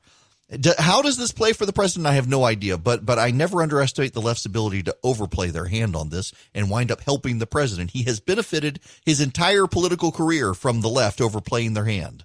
Welcome back. It is Eric Erickson here. The phone number 877-97-ERIC, 877-973-7425. To the phones we go. Bill, welcome to the show. If I can click the button. There you go, Bill. How are you? Ben. Ben, all right, welcome. Eric, this is Ben. I am 62 today, and you're 45. Bless you. Happy birthday. Well, listen, it's great. I figure today, Eric from Cave Spring, happy birthday. So the word for today is ankle biters, crickets, and bit dog hollers first. So the ankle biters are the folks that want to yap about everything that doesn't matter. And the truth is that all intelligent thought starts at least 4 feet off the ground, and they never can get there. The crickets are when you ask them for intelligent ideas, that's kind of all you hear is crickets. And then the bit dog hollers first is when you really encroach on somebody's territory and all they can do is holler at you. They don't have anything else to say. That's the truth. We're seeing a lot of that. Is this that? So good to see you have another birthday. Absolutely. It's good to hear from you as well. I sent you a picture this morning of Hayes caught a 5-pound trout out of the lake. Nice. So check your email. It's a beautiful thing. I will find that. I was thinking about you the other day. I got to let you go there because I got this commercial coming up. But I appreciate it very much. I was thinking about you the other day. We have, for those of you who don't know, we have gone out to dinner a couple of times with his son who just keeps growing. And it makes me feel old. And it's just beautiful land up there near Cave Springs that I need to go hide out at. But thank you for the birthday wishes. There's a story I got to get to before we get to break. And this is from the Washington Free Beacon. I have had Stephen Gutowski on this program. He is probably the best reporter on guns in this country. An estimated 6 million guns have been sold since the coronavirus outbreak began in March. As May marked the third consecutive month of record high sales, more than 1.7 million guns were sold in May 2020, according to an analysis by Small Arms Analytics and Forecasting. This is an all-time record for the month and an 80% increase from 2019. The spike in sales comes as rioting grips the nation and the coronavirus continues to dominate headlines. Jürgen Bauer, the group's chief economist, calls the trend unprecedented. Firearm sales have surged in unprecedented ways, he said in a statement. The boom in handgun sales has been particularly noticeable in recent months. May is typically the slowest month of gun sales in the spring, but 2020's record-setting monthly figures were down only slightly from April's 1.8 million and March's 2.5 million. The highest sales total ever recorded in a single month was March's 2.5 million guns sold. Most surprising to observers is the fact that May 2020 saw more sales than both March and April of 2019 combined. The record-setting sales pace has been driven in large part by new gun owners, according to the National Sports Shooting Foundation, the gun industry's trade group. Our recent survey of firearm retailers shows us that 40% of these gun buyers are buying a firearm for the first time. Of those first-time gun owners, 40% are women, and these buyers are overwhelmingly purchasing handguns for personal protection. You need to think about that for just a moment, because the media has been selling all of us this idea that gun owners are the ones who buy the guns. We don't have any more new gun owners in this country. You hear that sentiment on TV regularly now, that the people who are buying guns are the people who have previously bought guns, that there aren't a bunch of new people owning guns out there, which is why it's okay to go after guns and the gun industry now, because everyone who's ever wanted a gun has a gun, and no new person is going to get a gun. And yet this is happening. More and more people are doing this. More and more people are buying guns. And it tends to be women. Now, that doesn't mean they're suddenly going to become massive advocates for the Second Amendment. A lot of these people still support gun control measures of one kind or another. But the fact that they don't feel safe right now suggests polling is missing something as well about the president's chances in November. The fact that so many people don't feel safe right now. They're out of work. They're alone. There are looters on the march through their neighborhoods vandalizing things. That suggests that there is an opportunity for the president and the messaging there if they can get the president focused. Now, we all know, and listen, it's a statement of truth that the president isn't good at message discipline. It's just a statement of fact. But at the same time, It is also a statement of fact that if you sit down and explain to the president what his messaging needs to be and why, he tends to gravitate towards that message. So it is possible, it is very possible to get the president on a message and keep him on that message. You know, if you remember, George W. Bush wasn't the smartest politician. He's a smart man, but he wasn't the smartest campaigner. But they told him essentially every time your message is help is on the way. People are in crisis and help is on the way. The military is in crisis, help is on the way.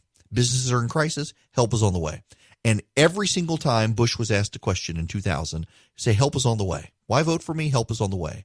This is going to be fixed. Help is on the way. The president can say, I'm going to keep you safe and I'm going to get you back to work. Joe Biden's not. I'm going to keep you safe. I'm going to get you back to work. The Democrats won't. He's got that message if he'll just go with it. And to me, it seems like a no-brainer. Maybe I need to write about this. I know they read what I write.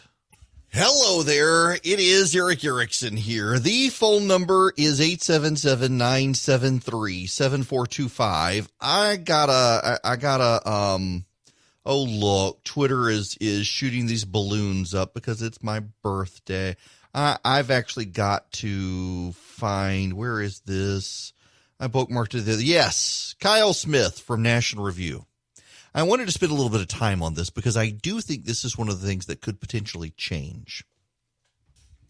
Given the rioting and vandalism, and essentially what you're seeing actually is a number of communities saying they're going to wind down aggressive law enforcement. You're seeing New York City collapsing. I mean, again, the governor of New York is out blasting Bill de Blasio for his handling of this stuff. And you're seeing Joe Biden come out. Well, let me play this audio from Joe Biden. The action will not be completed in the first 100 days of my presidency if I'm fortunate enough to be elected, or even in my entire term. It's going to take the work of a generation. But if this agenda will take time to complete, it should not wait for the first 100 days of my presidency to get started. A down payment on what is long overdue should come now, should come immediately. I call on the Congress to act this month on measures that will be the first step in this direction, starting with real police reform. Congressman Jeffries has a bill to outlaw chokeholds. Congress should put it on the president's desk in the next few days. There are other measures to stop transferring weapons of war to police forces, improve oversight and accountability, to create a model use of force standard. That also should be made law this month. No more excuses, no delays. If Mitch McConnell can bring in the United States Senate to confirm Trump's unqualified judicial nominees who will run roughshod over our Constitution now, it's time to pass legislation that will give true meaning to our constitutional promise of equal protection under the law. Yeah. See, what I think is going to happen is there needs to be a reaction. But I'm afraid there's going to be an overreaction, and we're going to continue to have this situation of increased lawlessness within American urban cores as essentially police decide, you know what, I don't want to get blamed. And Democratic politicians who run these cities say, well, you know what, you are to blame. Stop law enforcement. On top of that, you've got the virus. And the virus, which no one has immunity to, continuing to spread. So that brings me to this thread by Kyle Smith. Let me read this thread to you. Americans are going to flee the cities like we did in the post-68 era. 30 years of great progress for cities undone in one spring. Everyone going to be moving to suburbs, exurbs, and buying guns. Going to be more homeschoolers, too. Going to be a lot less faith in government. Going to be a lot more people working remotely who won't be commuting into cities anymore and will absolutely lose interest in funding urban institutions. In other words, virtually everybody who has taken to the streets is going to get exactly what they don't want. People left behind the cities will be heavy consumers of government services. High earners are going to flee. Cities will raise taxes, causing businesses to pack up and move to suburbs like they did in the 70s. Cities will then raise taxes more. The things that successful people like about cities will follow out to the suburbs, high-end restaurants, for instance, culture. People will struggle to think of a reason to go downtown again. Dense populations, of course, vote Democrat. Cities will lose congressional seats. Federal funding will adjust accordingly. Title for the past week of what's been going on should be Suicide of the Cities. And then there's gun ownership, of course. As people buy guns, people tend to become more conservative and more zealous advocates of individual liberty and protecting themselves. Voters with households and guns overwhelmingly vote Republican. In fact, in 2016, a household that had a gun, majority in every single state except New Hampshire, the households with guns tended to vote Republican. In 2016, the voters in households without guns, overwhelmingly except in West Virginia, voted Democrat. Ironically, in Wyoming, there was no one. There were no statistical sampling of people who didn't own a gun in the home. Wyoming, overwhelmingly Republican. That is an important factor here. 40% of new gun owners, first-time gun owners, were women. And the overwhelming majority of first-time gun owners happened in the last couple of months. And I got to tell you that there are people who disagree with this. There are people who believe this is all wrong. There are people who believe the cities will just be fine. But I don't really think they will. You've got a virus. When you're relying on public transportation, listen, for the last 20, 30 years, what have we been hearing? We got global warming and climate change coming. Therefore, we need to get people out of their communities and into cities, pack them into cities, abandon the suburbs and the exurbs and the rural areas, let it all heal, stay in the cities, use public transportation, reduce carbon emissions by relying on planes, trains, buses, and electric cars. You ultimately get rid of the planes and use boats. And that's not going to work now because there's a virus spreading. In fact, do you know that the class of people who were most affected in New York City now, apparently, allegedly, the class of people most affected in New York City by the virus, that would be the subway workers. And the people who had the longest commutes on the trains. The people who drove in the subways the longest, who had to sit in the cars the longest, who came from furthest away, they had the worst outcomes when it came to the virus. The people who rode by themselves in their cars turned out better. So telecommuting, I suspect, going to be here to stay. We'll probably see a real boon in telecommunications infrastructure in this country. We'll probably see even higher speed internet. I suspect there are plans in place right now. A lot of the cable and phone companies of America are right now trying to figure out ways to deploy 5G, not into the urban cores, but now into the suburbs. The conspiracy theorists of the suburbs will grow. I suspect there are plans right now among the telecom cable companies and the telephone companies to start spreading high-speed fiber more into the suburbs. They had been doing it in urban areas where it was denser, it was easier to do, but now you got all these people living out in the suburbs who are going to start telecommuting more. They're going to want higher-speed internet. I think between the virus and stuff like what's happened this week, you are going to see a rethinking of city living. I think Kyle Smith is right in that. Now, I think some of it is somewhat overstated. There will still be destination cities. New York City, for example, is going to be a place you still go. I mean, even in the 1970s and 80s, when New York City was a drug and crime-infested hellhole, people still went to New York City because they wanted to go to Broadway. You'll still go to Broadway. But do you really need to go to Atlanta? I see the need to go hang out in Savannah and have fun in the old school downtown area, but do you need to go to Atlanta? Do you really need to? If you live in the suburbs, do you really need to go to Atlanta? Maybe the outskirts of Atlanta. Do you need to go downtown? There's some nice restaurants in downtown Atlanta. But do you really need to go? Do you really, if you live in Macon, Georgia? Okay, so this is one of those things. So I'm going to get very site specific here for just a minute. So I live in Bibb County. I live on the north end of Bibb County. Used to be a city councilman for the city of Macon. And there is just this big explosion of lofts in downtown Macon. When I was a lawyer, I worked for a couple of companies that were making the lofts. There are tons and tons of lofts.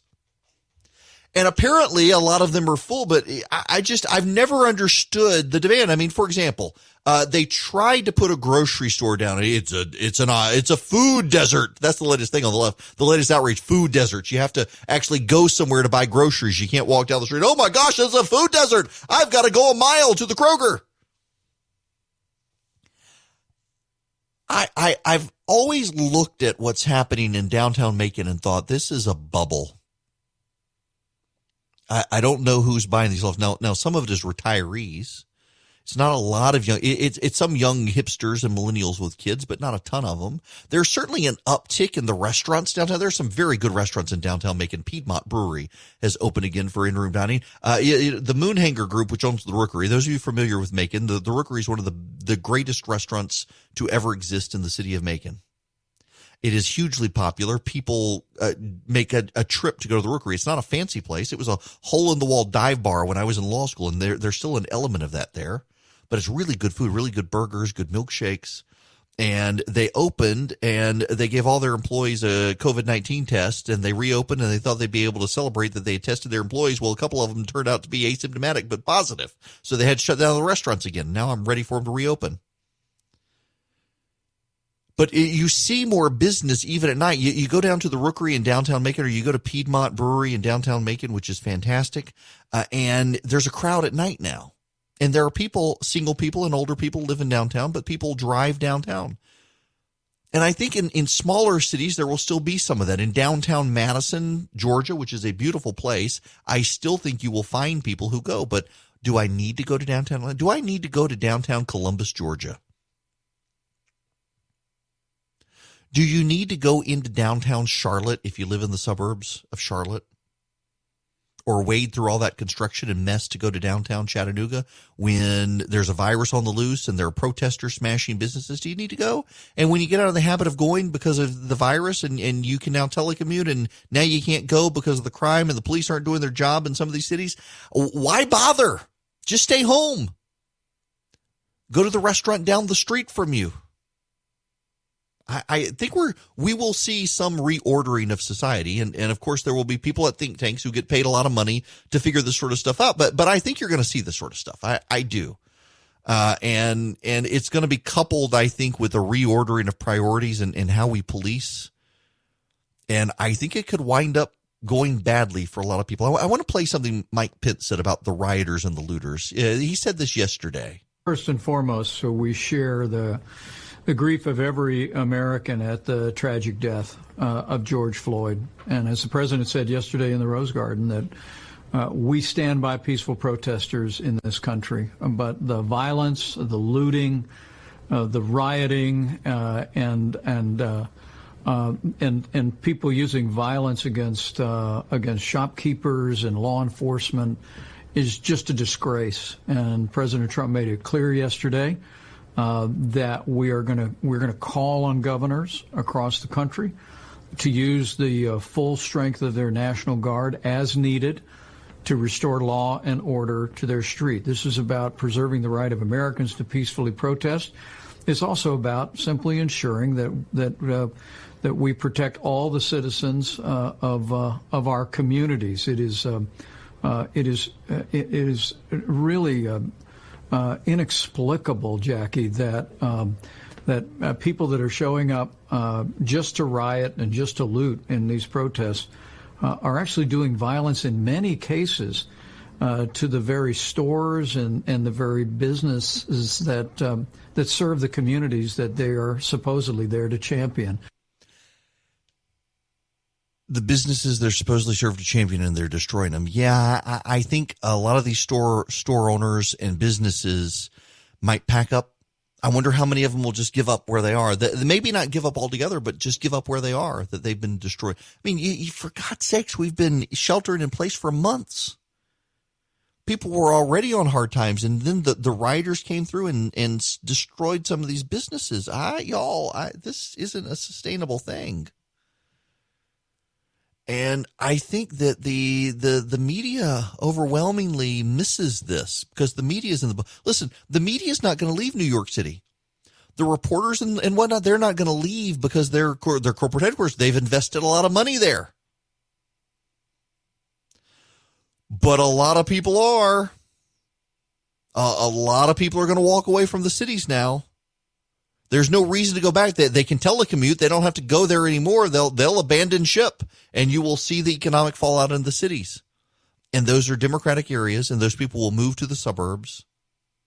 And those people will get a plot of land, and they'll become a little more conservative about it. They won't be conservative like you and me, but they'll be more conservative. You get some squishy suburban moderate Republicans that they'll favor guns, and they'll want low taxes. And that actually benefits Donald Trump's party. Ironically, Donald Trump for the short term could be hurting the Republicans, and for the long term setting them up for continued growth of a party that blends even more demographically in this country, because it won't just be white people fleeing the cities looking for a better life. And when people, regardless of their skin color, race, ethnicity, creed, when they get a plot of land and the local school board and the local Democratic politician says that's not really yours, that's ours as part of the collective, they will say, no, thank you. I will vote for Donald Trump's party. Here's your bizarre story of the day. A man has lost his job, and I don't know all of the underlying circumstances here, but it seems a little bit bizarre here. Kings announcer Grant Napier has resigned after All Lives Matter comment.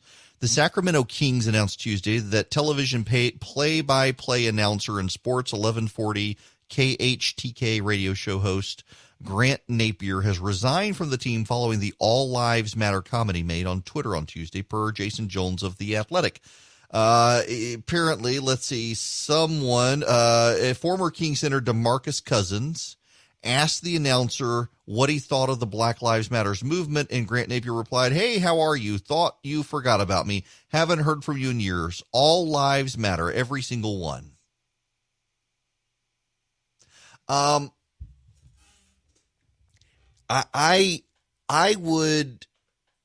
oppose the idea that you can't say all lives matter. I think you've got to be willing and able to say it. And let's be clear here. You say it, and overwhelmingly people are going to come out to get you because they've decided it's a sign of racism or something to say that all lives matter, because we're supposed to focus on Black lives mattering. Black lives matter. But all lives matter too. We are all created in God's image. And Napier has been their play-by-play announcer since 1988, the Sacramento Kings, and now he's gone. Y'all, I'm not going to stop telling you that all lives matter.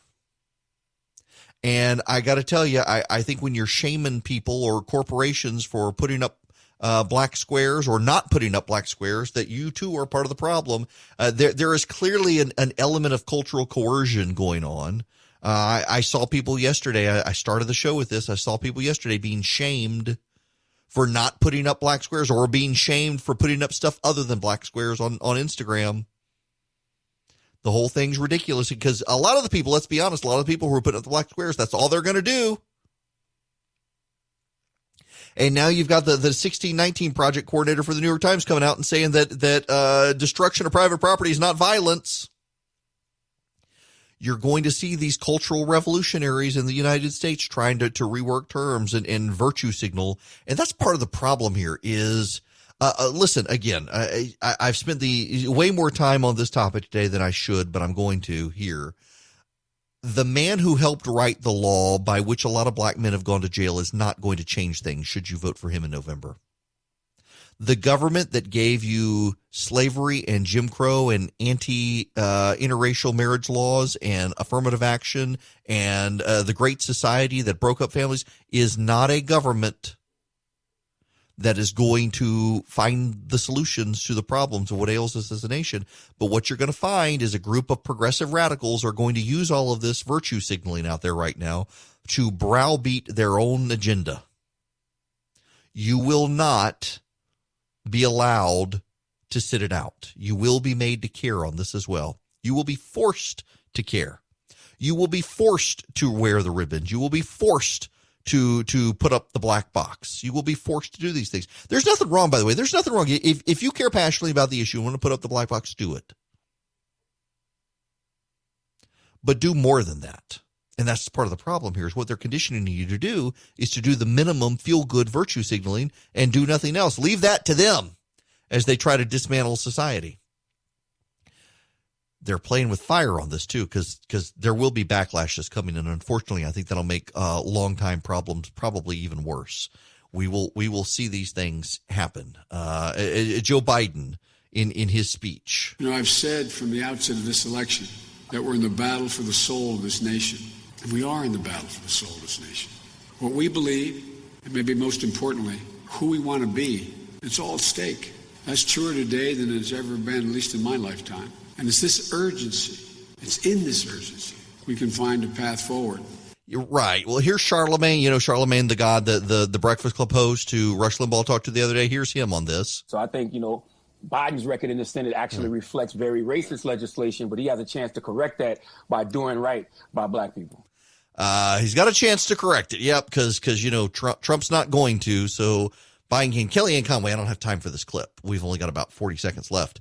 Kellyanne Conway went on Fox News and pointed out Joe Biden has been in Washington for 40 years while all these problems were happening, and he hadn't done anything to improve them. Meanwhile, the president signed the criminal justice reform legislation that got a lot of black men out of jail.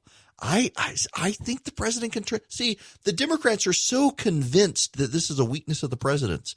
I think he can turn it into a strength. I really do. But he's got to have some message discipline to be able to do it over the next several months in the run up to November. I think it's possible. He's got 5 months to figure it out. I think not only is it possible, but it would be impactful if he did it. He said he wanted to make a play for black voters. This is his opportunity to make that play, largely by pointing out Joe Biden's failure to do anything in 40 years.